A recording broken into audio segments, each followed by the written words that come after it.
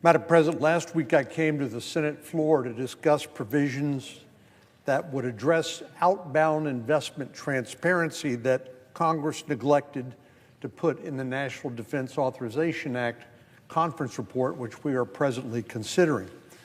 Well, I'm back again, and I wish I had better news to share. As I mentioned last week, no one can claim to be serious about the China threat while turning a blind eye toward outbound investment transparency. Simply put, American investment in Chinese companies are the lifeblood of the Chinese economy. If the People's Republic of China and the Chinese Communist Party were part of the rules-based international order, it would be one thing, but they are not.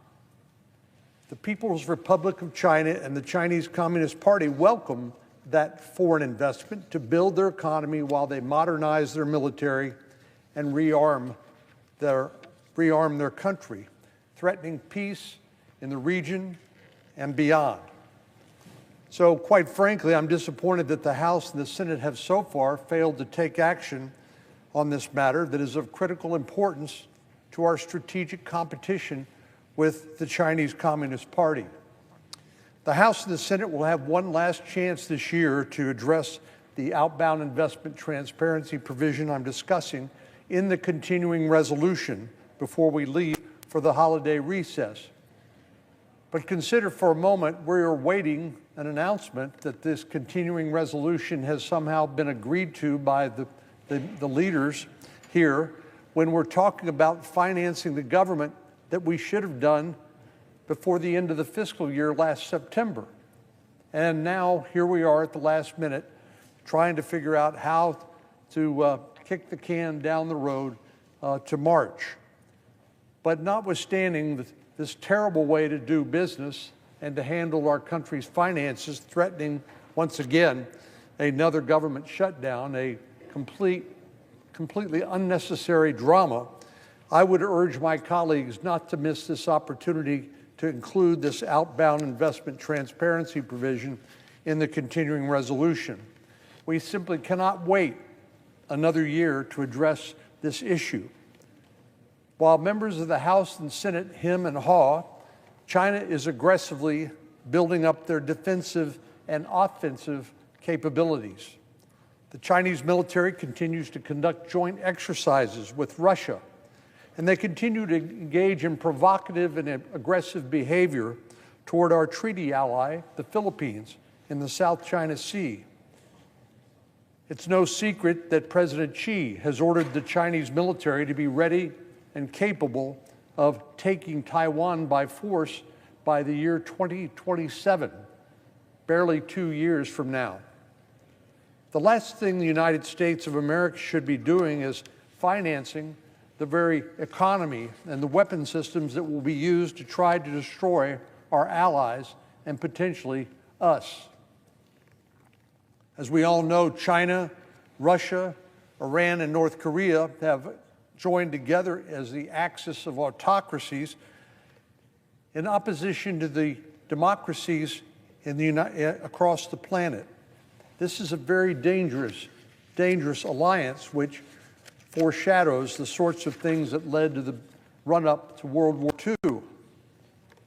It's simply foolish for the United States to help China to modernize its military and create this very dangerous scenario by investing in technologies that could be used ultimately to kill American soldiers. I could care less if American investors want to build another Starbucks or another Burger King in the People's Republic of China. I do care about dual-use technology and advanced technology that they could use to defeat us in the Indo-Pacific. By some estimates, U.S. investments in Chinese companies totaled $2.3 trillion in market value by the end of 2020. This includes, incredibly enough, $21 billion in semiconductors, $54 billion in military companies, and a whopping $221 billion in artificial intelligence. Those are American companies investing in China to build those things. A recent report from the U.S.-China Economic and Security Review Commission found that more than 90% of the total U.S. investment in these sectors is concentrated in the semiconductor industry. When it comes to China's AI industry, the report cites an analysis that found that U.S. investors account for 37% of the $110 billion in global financing raised by firms from 2015 to 2021. This is in AI. To capture this picture from another angle, the report points out that, quote, U.S. investors consistently contribute more than double the capital to these sectors compared to all non-U.S. investors combined. Now consider the fact that we passed the CHIPS and Science Act in 2021 to create programs that would bolster our ability to compete with China and to eliminate vulnerable supply chains when it comes to advanced semiconductors. We made this critical investment in reshoring the manufacturing of advanced semiconductors, but also we've made critical investments in quantum computing and AI to ensure that we win the competition with China. And we established guardrails to make sure that these funds could not be used by our adversaries or to fund them. But how foolish would it be for us to have made this investment and still continue to fund the growth of China's capabilities in these sectors at the exact same time? By turning a blind eye to this reality, we are feeding the hand that is preparing to bite us. And the truth is, addressing outbound investment transparency will only become more painful if we wait. This is a can that the United States of America cannot afford to kick down the road anymore. As I said, China's President Xi Jinping has made his plans for the People's Liberation Army to be ready to invade Taiwan by 2027. He could not be more clear. What are we waiting for? And while I know I've painted a rather grim picture, which I unfortunately believe to be completely accurate, I remain optimistic that progress will be made on this critical matter before the end of the year. It has to. We simply cannot put it off. It has to be in the continuing resolution. And while our political environment is divided, there is one thing that Democrats and Republicans, hawks and doves alike, can agree on, and that's the threat posed by China and the Chinese Communist Party. I've been working on this matter for a long time now, and I've been amazed at the amount of bipartisan and bicameral agreement that exists on addressing outbound investment transparency. So what's the delay? Why haven't we done it yet? Well, Minority Leader Hakeem Jeffries originally blocked outbound investment transparency provisions from being included in the NDAA last week, but I remain hopeful that he will continue to work in a bipartisan manner with Republicans on including this critical tool in this end-of-year funding package, which must be acted on by the end of this week. I'd like to thank the Speaker of the House, Mike Johnson, for his strong commitment to making sure this gets done in a timely fashion.